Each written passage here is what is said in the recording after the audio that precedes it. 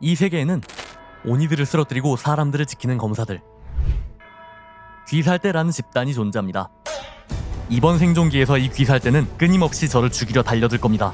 과연 저는 이 세계에서 오니로 시작해 귀살대를 전부 쓰러뜨리고 100일을 버틸 수 있을까요? 1일차 아침입니다. 오니로 태어난 저는 간단한 무기와 인간보다 뛰어난 신체 능력을 가지게 되었어요. 하지만 해가 떠 있을 땐 활동할 수 없다는 약점도 가지게 됐죠. 그렇기 때문에 눈앞에 굉장히 큰 주민 마을이 있지만 당장은 접근할 수 없겠네요. 아직은 식량도 없으니 해가 질 때까지 가만히 기다렸고 햇빛이 사라지자 드디어 마을로 향할 수 있게 됐죠. 이번 생존기에서 마을은 굉장히 중요합니다. 그 이유는 인간을 사냥하면 이렇게 아이템을 떨구는데 이게 오니가 먹을 수 있는 유일한 식량이거든요. 이제 마을 여기저기를 돌아다니며 식량을 파밍하려고 했지만 여러 명의 경비가 존재하다 보니 함부로 주민을 공격할 수는 없었어요. 최대한 들키지 않도록 집 안으로 들어가서 사냥을 시작했습니다. 그렇게 집 안에서 주민들을 잡고 있던 사이 바깥에 있던 주민 경비가 달려오기 시작했죠. 집 안에 있으면 모를 줄 알았는데 생각보다 알아채는 게 빠르더라고요. 오니가 인간보다 강하다곤 해도 지금은 굉장히 약하기 때문에 자칫 잘못하면 죽을 수도 있습니다. 철검을 든 주민일 뿐이지만 아무 방어구도 없는 저를 죽이기엔 충분했거든요. 그래도 한 마리니까 기회를 봐서 잡으려고 생각은 했지만 경비가 점점 늘어나는 탓에 마을로부터 도망칠 수밖에 없었죠. 그래도 7마리 정도는 얻어왔네요. 오니에게 있어서 인간은 식량이기도 하지만 먹으면 먹을수록 강해질 수 있기 때문에 지금은 배고프지 않더라도 모아온 인간들을 전부 먹기로 했어요. 이제 인간을 잡아먹고 강해졌으니 다시 한번 마을을 습격했습니다. 아까까지 상대하기 힘들었던 경비들도 이젠 간단하게 처리할 수 있을 정도가 됐네요. 저를 막을 수 있는 녀석은 이제 없으니 안심하고 마을에 있는 주민들을 하나하나 처리하기 시작했습니다. 그렇게 마을에 있는 주민들을 전부 처리하면서 첫날이 지나갑니다. 이제 식량은 어느 정도 걱정이 없지만 자원을 얻으러 가야 하는데 오니인지라 해가 떠 있을 땐 활동하기 힘들었죠. 그래서 건물 아래를 파내려 가면서 해가 질 때까지 광질을 해줄 생각입니다. 다행히도 금방 동굴 하나를 발견할 수 있었죠. 이번 생존기에선 광물이 많이는 필요하지 않아서 적당히 보이는 철들과 다이아몬드를 캐주며 빠르게 광질을 마무리했습니다. 지상으로 돌아온 저는 얻은 철들을 전부 구워서 간단한 도구들과 갑옷들을 만들어줬습니다. 남은 시간은 인챈트를 하려고 하는데 하필이면 책장이 바로 옆집이긴 하지만 지금은 태양빛 때문에 넘어갈 수가 없네요. 밤까지는 준비를 마쳐야 하니 집 아래로 땅굴을 파서 햇빛을 피해 안전하게 이동했습니다. 레벨이 부족해서 책장이 많이는 필요 없지만 그래도 기왕 왔으니 전부 챙겨줄게요. 이제 다시 돌아와서 간단하게 인챈트를 준비했습니다. 아쉽게도 레벨이 많진 않아서 적당한 옵션들로만 맞춰줬어요. 이제 밤을 버틸 준비가 어느 정도 끝난 것 같네요. 근데 왜 이렇게 급하게 준비를 하냐고요? 이제 이번 밤부터는 오니를 사냥하는 귀살대원들이 하나둘 나타나기 시작할 겁니다. 그리고 확률은 낮지만 절대로 마주쳐선 안 되는 귀살대의 최강자들, 기둥들도 나타날 수 있기 때문이죠. 그렇기에 죽지 않으려면 빠르게 강해져야 하는데 인간을 먹어서 강해지는 건 한계가 있습니다. 그러므로 조금 위험하지만 귀살대원을 처리하고 12개월로 차근차근 승급하거나 어떤 방법으로든 상연의 오니를 죽일 수 있다면 그 오니의 자리를 뺏고 순식간에 강해질 수 있죠. 이제 더 이상 이 마을에 볼 일은 없으니 마을을 떠나서 제가 이길 수 있을 만한 상대를 찾아다니기 시작했습니다. 귀살대원들은 저렇게 무리지어 다니는 경우가 많은데 한 번에 많은 대원을 상대했다간 순식간에 사냥당하겠죠. 그래서 주변에 동료가 없는 혼자 다니는 귀살대원들 위주로 하나하나 처리해가며 경험치를 쌓아줄 겁니다. 하지만 혼자 다니는 귀살대원들 중에서도 예외인 존재들이 있었는데 일반 대원들보다 눈에 띄게 전투력이 높은 개체가 존재하더라고요. 조금 위험하긴 하지만 주변에 동료가 없는 녀석이다 보니 한번 싸워보기로 했죠. 와? 개 아픈데? 역시 이 녀석은 일반 대원들이랑은 차원이 달랐습니다. 녀석이 쓰는 기술로 보건대 안개의 호흡을 사용하는 것 같았죠. 이렇듯 호흡 사용자들은 전투력이 상당하기 때문에 지금의 저보다 훨씬 강력했습니다.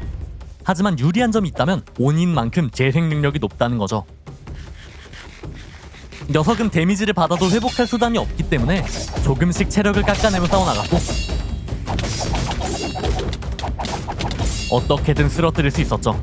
강력한 녀석이었던 만큼 주는 경험치도 상당했는지 하현의 6으로 승급할 수 있었습니다. 그 이후로는 꽤나 오랫동안 여행을 다녔습니다. 돌아다니다가 해가 뜨기 시작하면 그 즉시 땅을 파고 빠르게 땅굴집을 만들어서 해가 질 때까지 기다려줬습니다. 아침에는 잠을 잘 수도 없다 보니 아무것도 못하고 땅굴에 박혀있을 수밖에 없었죠. 그렇게 밤이 되면 지역을 이동하면서 닥치는 대로 귀살대원들을 잡으러 다녔어요. 물론 항상 안전한 것만은 아니었죠. 뭔 말이야? 아 에바 진짜 아니지 이건. 하연의 6이 되었다곤 해도 호흡을 사용하는 대원들이나 이렇게 많은 대원들 상대로는 무조건 도망칠 수밖에 없었어요. 33일차 사막 지형을 돌아다니던 중 몸에 장구가 달려있는 오니를 발견했습니다. 녀석은 전 하연의 6, 효우가이었죠. 이 녀석은 전 하연의 6인 만큼 혈기술을 가지고 있기 때문에 녀석을 쓰러뜨리고 혈기술을 뺏어볼 생각입니다. 녀석의 혈기술은 몸에 있는 장구를 두드려서 참격을 날리거나 상대방을 순간이동시키는 능력이었어요. 일반 오니보다 훨씬 강하긴 하지만 하현의 6인 저에겐 큰 데미지를 주지 못했죠. 간단하게 녀석을 쓰러뜨리고 녀석의 몸통에 있는 장구를 얻게 되었죠. 몸통에 착용해야 하는 만큼 방어력이 살짝 떨어지긴 하지만 광범위한 원거리 공격을 할 수 있게 됐네요. 45일차 이 세계에선 시간이 지날수록 점점 더 강하고 많은 몹들이 나타나는데 오니도 귀살 때도 그 수가 상당히 늘어서 돌아다니는 것만으로도 싸움이 불가피한 상황이에요. 그렇기 때문에 일단 싸우기보단 식량을 보충해야 합니다. 물론 일반 음식이 아니라 인간만 먹을 수 있기 때문에 주민 마을을 찾으러 갈 거예요. 다행히도 가까운 곳에 마을이 하나 있더라고요. 망설일 것도 없이 바로 달려갔습니다. 전에는 애먹었던 경비도 이젠 한 방에 쓰러뜨릴 수 있게 됐네요. 이전엔 주민을 잡는 것도 꽤 오래 걸렸는데 혈기술이 있으니 마을 하나를 통째로 터는 건 정말 순식간이었죠. 그렇게 마을에 있는 주민들을 전부 처리했으니 당분간 식량 걱정은 없겠네요. 이제 식량도 구했으니 다시 주변에 있는 귀살대원들을 하나하나 사냥하기 시작했죠. 평범한 귀살대원 정도는 혈기술 한 방에 죽어버리네요. 마침 주변에 호흡을 쓰는 검사가 있으니 얼마나 강해졌는지 확인해보기로 했죠. 방금 쏜 혈기술로 일반 대원들은 한 방에 죽었고 호흡을 쓰는 검사도 얼마 못 버티는 걸 보니 이제 더 이상 귀살 대원들을 두려워할 필요가 없어졌네요.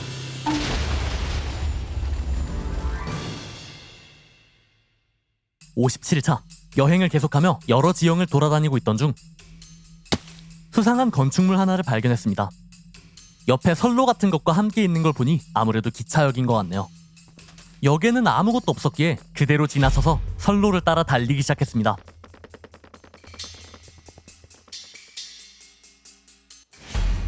그렇게 선로를 달리던 제 눈에 들어온 건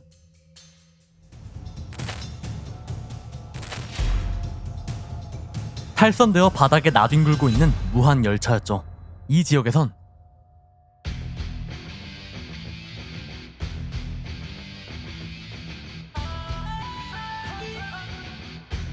12귀월 상현의 삶 아카자와 귀살대의 기둥 염주, 렌고쿠 쿄조로가 높은 확률로 나타나는데 아니나 다를까 기차에 다가가기 시작하니 무서울 정도로 큰 전투음이 점점 가까워지고 있었죠. 기차에 올라가 상황을 확인해보니 그 둘은 이미 미친듯이 싸우고 있었죠. 상현의 삶과 귀살대 기둥의 싸움은 더 이상 제가 끼어들 수 있는 선을 넘어섰습니다. 저 싸움에 휘말렸다간 무조건 못 버티고 죽는다는 게 확실하게 느껴졌으니까요.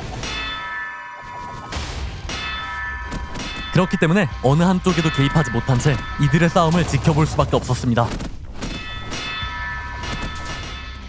그렇게 이들의 싸움은 꽤나 오랫동안 지속되었고 결착이 날 때가 왔습니다.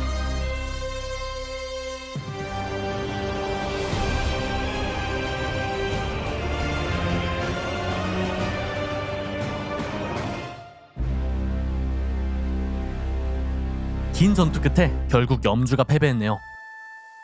지금 여기엔 아카자만 남아있는 상황인데 긴 전투로 인해 벌써 해가 뜨기 시작했죠. 이건 저에게 굉장히 큰 기회일지도 몰라요. 원래라면 아카자는 태양이 뜨기 전에 디스폰되지만 렌고쿠 덕분에 아직까지 남아있는 지금 녀석에게 딱 한 번 데미지를 입히고 녀석의 추격에서 도망칠 수 있다면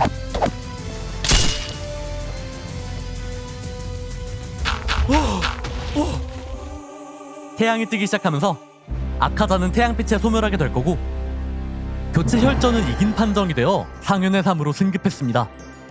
상현부터는 발전 과제를 클리어하면 그 계급에 맞는 혈기술과 아이템을 지급받기 때문에 아래 계급의 혈기술도 동시에 얻을 수 있게 됐죠. 이 중에서 쓸만한 건 아카자의 파괴살. 상현의 3의 능력답게 엄청난 파괴력을 보여주는 능력이죠. 그리고 상현의 4, 나키메의 비파입니다. 이 비파를 치면 남아있는 주들과 함께 무한성이란 차원으로 이동할 수 있는 혈기술이죠. 이렇게 상현의 3으로 올라오면서 비약적인 성장을 이루게 된 저는 이제 조금 더 적극적으로 귀살대원들을 잡아보기로 했죠. 먼저 가장 근처에 있는 이노스케를 상대해 볼 겁니다. 이노스케는 짐승의 호흡을 사용하는 녀석으로 주에 필적하는 전투력을 지녔지만 상현 3의 재생력을 뚫어낼 수는 없었죠. 상현의 3으로 승급한 저는 재생력과 공격력 등 모든 면에서 이노스케를 압도했습니다. 생각보다 시간이 걸리긴 했지만 한 번의 유효타 없이 손쉽게 쓰러뜨릴 수 있었죠. 이노스케를 쓰러뜨리고 주변을 둘러보던 중 꽤나 큰 건축물 하나를 발견했습니다. 이 건축물은 나비저택인데 일단 처음 보는 건축물이니 들어가서 살펴보기로 했어요.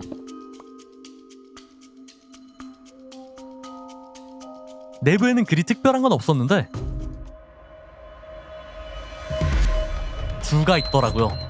주변은 다른 귀살대원도 없는 건물 내부.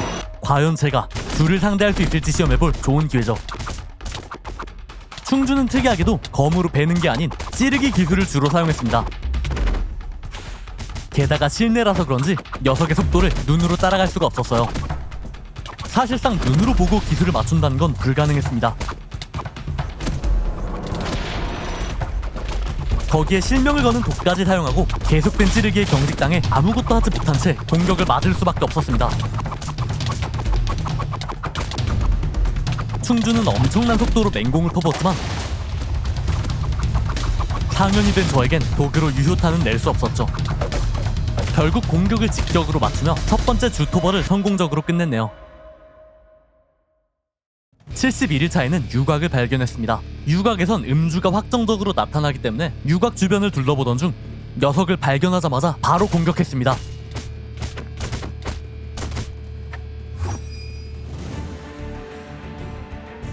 지금까지의 경험을 토대로 봤을 때 이제 주들은 제 상대가 되지 않을 거라고 판단했습니다. 지금 상대하고 있는 음주는 아까 처리한 충주보다 훨씬 강력한 녀석이지만 전혀 문제가 되지 않았죠.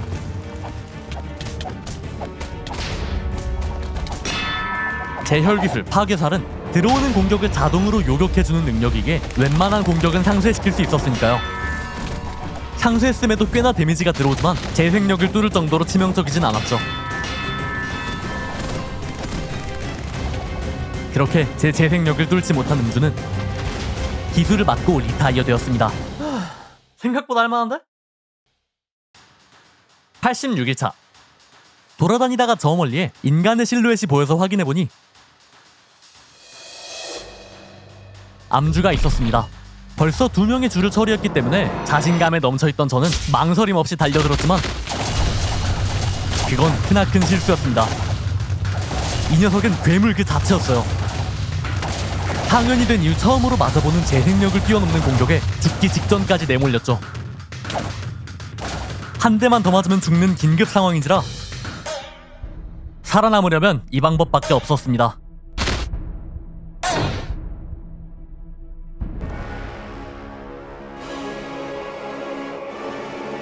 아직까지 살아있는 주들 전부 이 무한성이란 공간을 끌고 들어왔으니 이제 주들을 전부 죽이기 전까진 여기서 나갈 수 없습니다.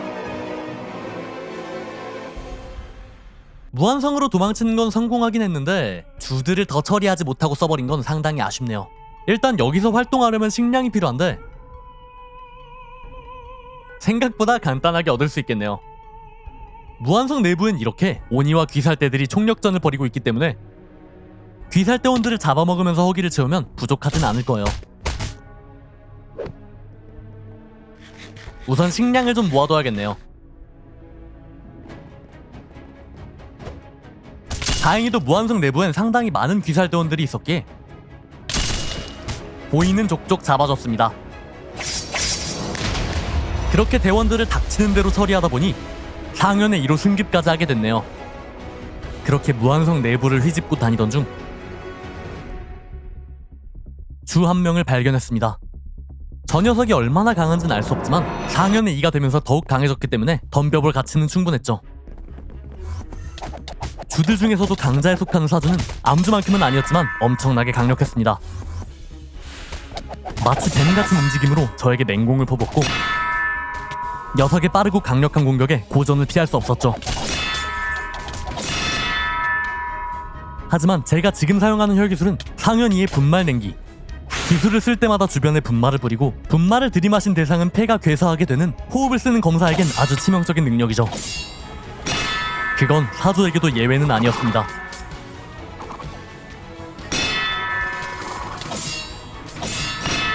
어떻게든 불상을 파괴해보려 하지만 결국 분말 냉기를 돌파하지 못하고 쓰러졌네요.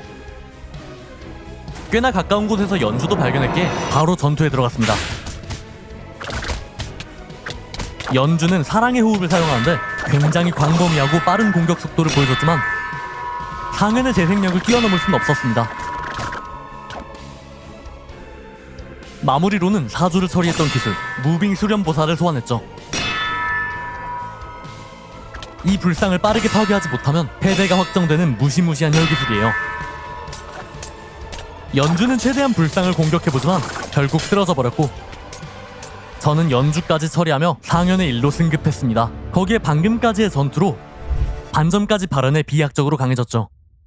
이제 충분히 강해졌으니 남은 주들을 찾기만 하면 되는데 무한성이 너무 넓어서 찾아내기가 어렵더라고요. 그래서 한 곳에 모으기로 했습니다.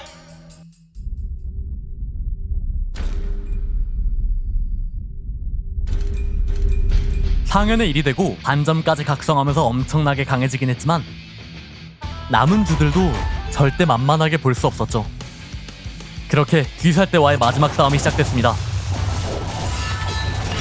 원래라면 주 4명의 합공은 상당히 위험하지만 상현의 1이 되면서 달의 호흡과 혈기술을 섞은 광범위한 기술들을 난사할 수 있게 된 것과 엄청난 재생력 덕에 주들의 합공에도 유리한 싸움을 이어갔어요. 하지만 어느 순간부터 전세가 역전되기 시작했죠. 갑자기 재생이 느려지면서 더 이상 데미지를 버틸 수 없게 돼버렸어요. 버프창을 보니 재생 억제가 걸려있었죠. 이건 2명의 주가 재생을 방해하는 혁도를 발현시켰기 때문이었어요. 재생이 크게 느려진 저는 체력을 채우기 위해 수련보살을 사용했지만 혁도를 발현한 암주에 의해 순식간에 파괴되어 버렸죠. 재생이 안 되고 있는 지금 혁도를 발현한 이 2명을 최우선적으로 제거하지 않으면 얼마 버티지 못할 거예요.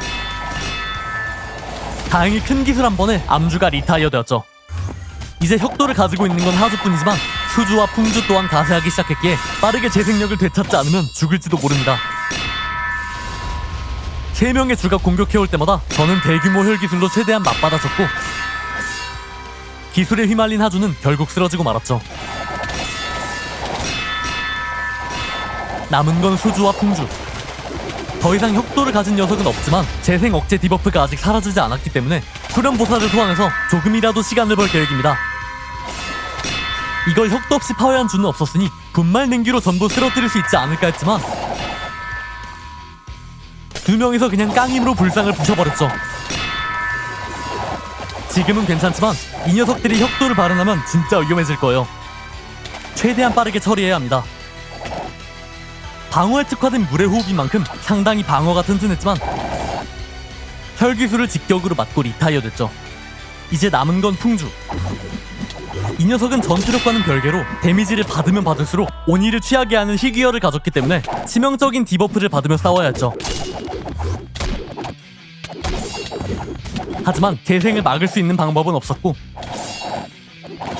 결국 풍주마저 쓰러지면서 귀살대는 전멸이라는 결말로 끝났습니다. 여기까지 보신 여러분, 구독 한 번씩 눌러주세요.